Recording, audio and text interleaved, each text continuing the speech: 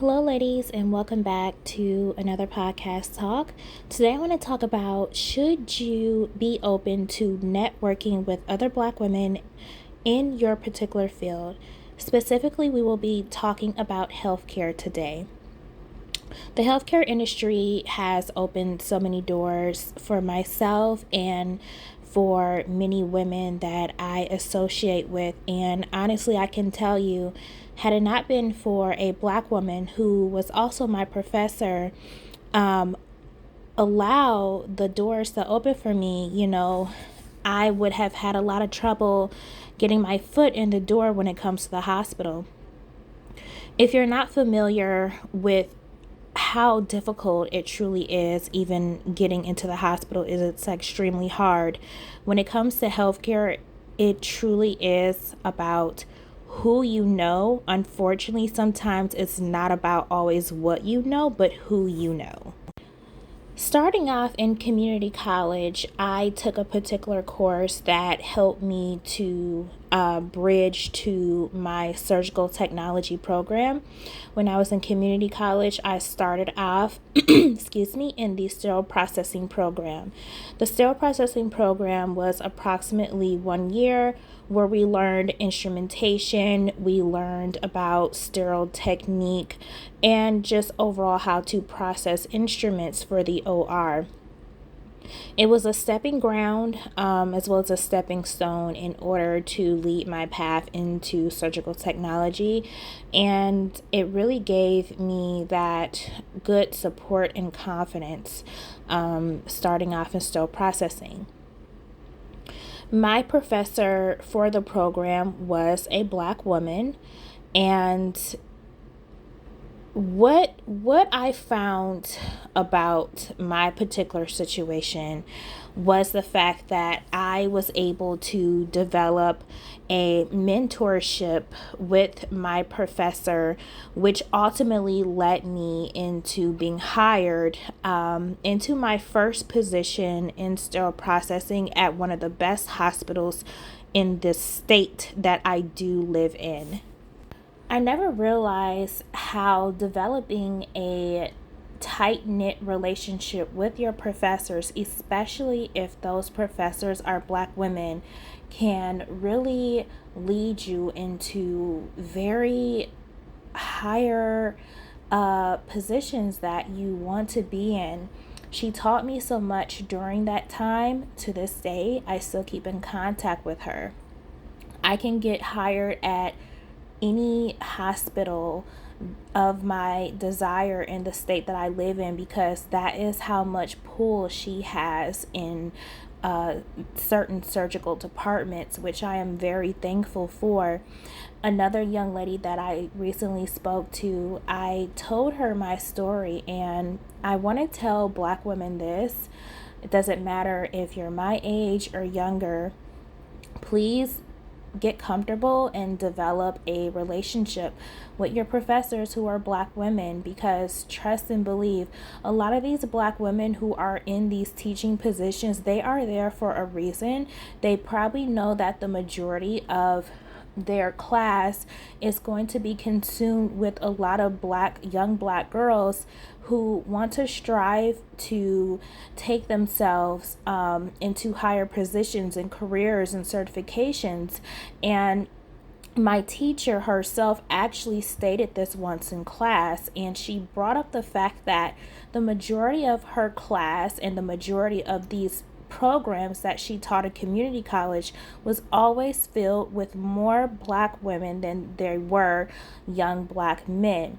This is something that she's always noticed throughout her teaching career, which is also one of the reasons why she constantly took on mentorship when it came to her students who were Black females.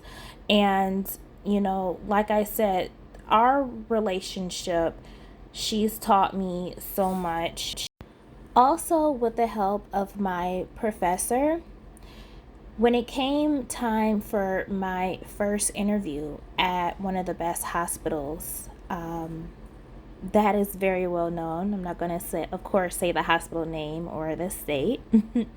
But when it was time for my interview process, my professor was actually part of my interview.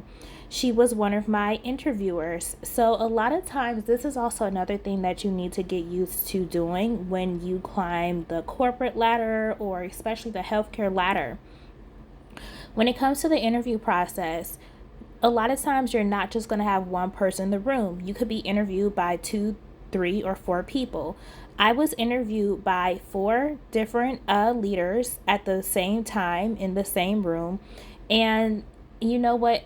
I didn't feel intimidated. I felt really confident and I felt really great because I knew that my professor had gave me the confidence and also the mental tools to be able to feel confident on this interview because again, she also allowed me the opportunity of staying after class 2 to 3 times a week after the actual program and allowed me to tutor other students. And that also gave me additional knowledge as well as confidence when it came to my instrumentation and knowing the ins and outs of sterile processing, also being a scrub tech as well.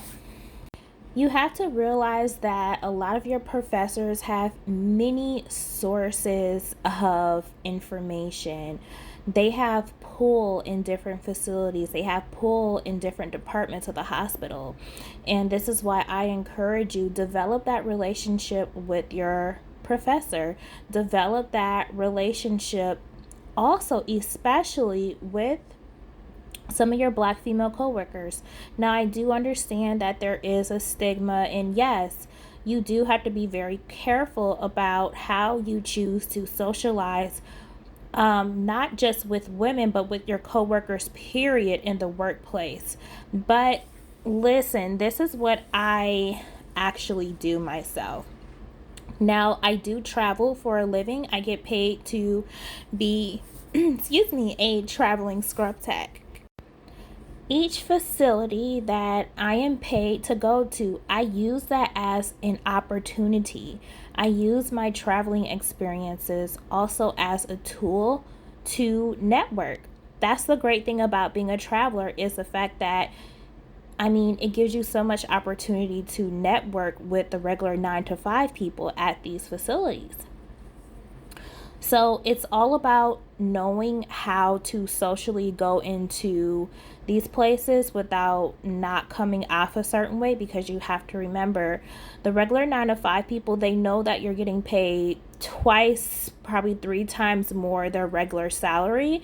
So a lot of them are already in their feelings, or honestly, they may feel a little salty.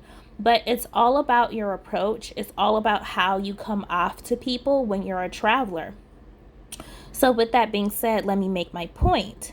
My point is this: I have been doing this for a number of years, so I have learned how to navigate and I have learned how to socially present myself to the regular 9 to 5 workers in order to gain those relationships, to get me access to different people, get me access to different opportunities and lead positions. I have been a lead tech plenty of times in different facilities. I was able to get those positions because of what networking and how I socially presented myself. Now, here's the thing. A lot of times with these certain facilities, I find that a lot of black women, they're also in school full time. Maybe they're in nursing, maybe they're pre-medicine, they might be going into x-ray, maybe trying to go to school for x-ray technician or something like that. Also, I want to do a video specifically about that as well on a later day.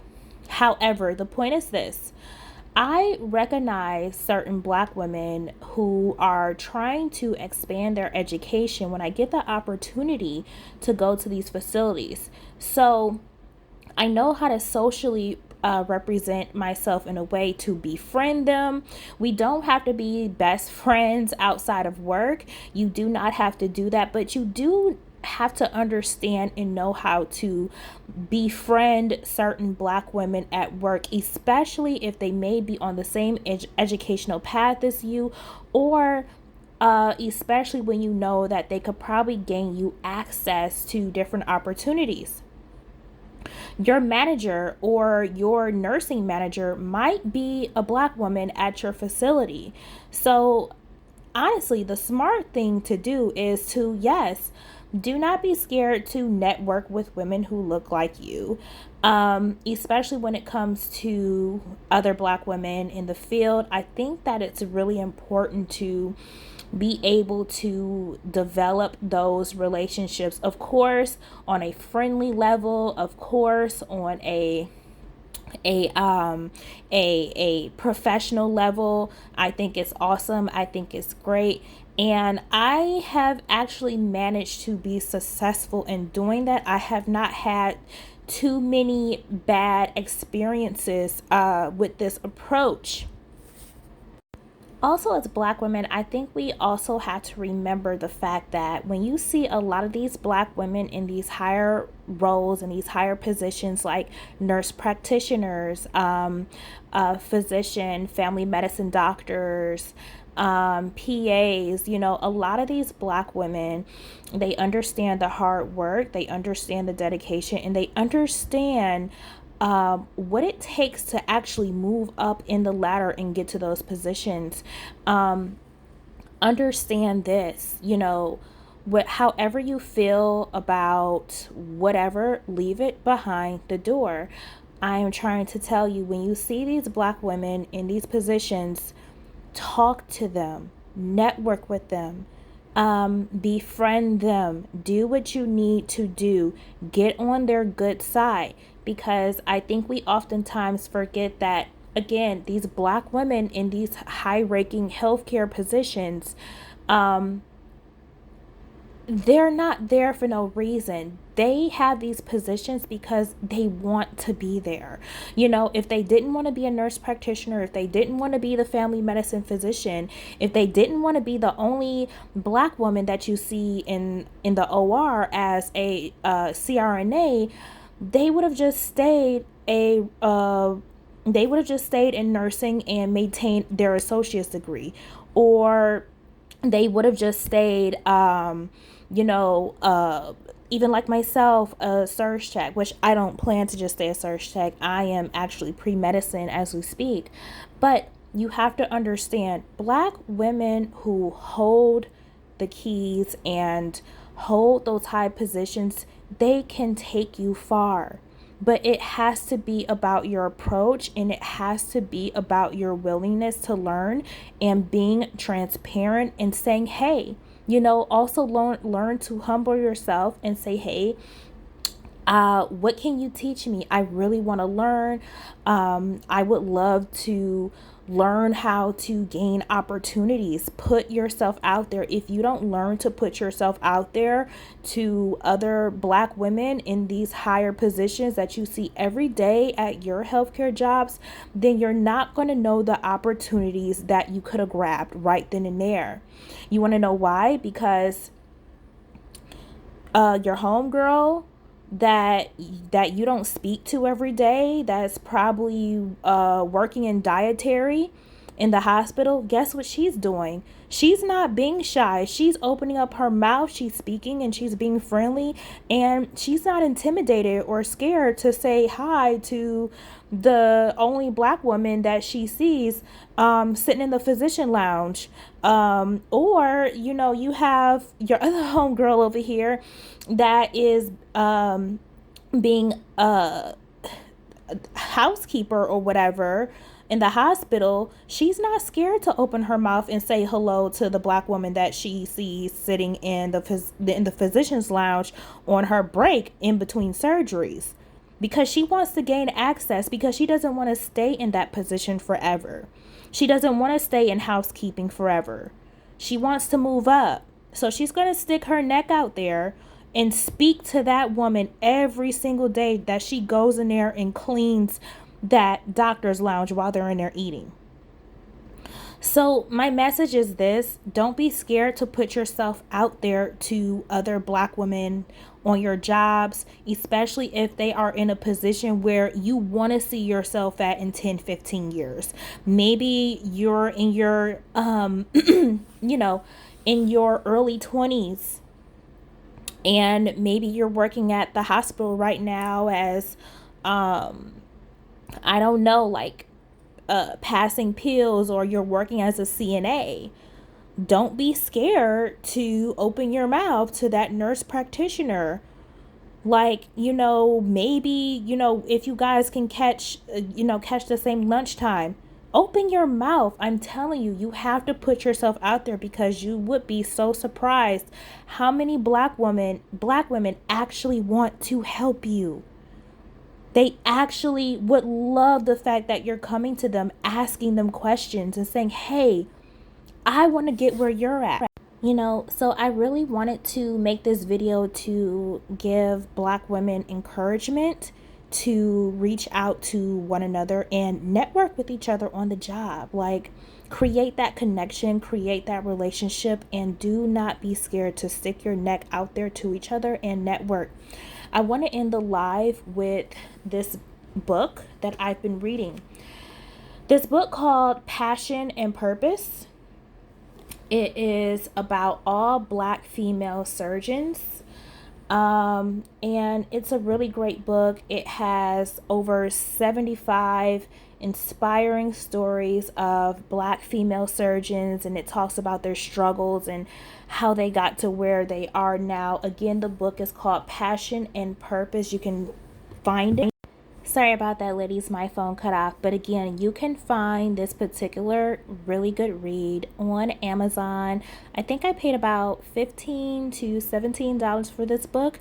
Anyways, it is so worth it. I really encourage you to read this novel. It's really, really great, full of great stories, great inspiring stories of Black women. Also, I would love if you ladies please drop some video ideas in the comments below.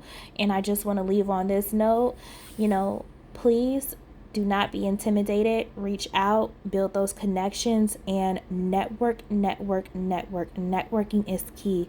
I want to thank you ladies for listening to my podcast. Bye-bye.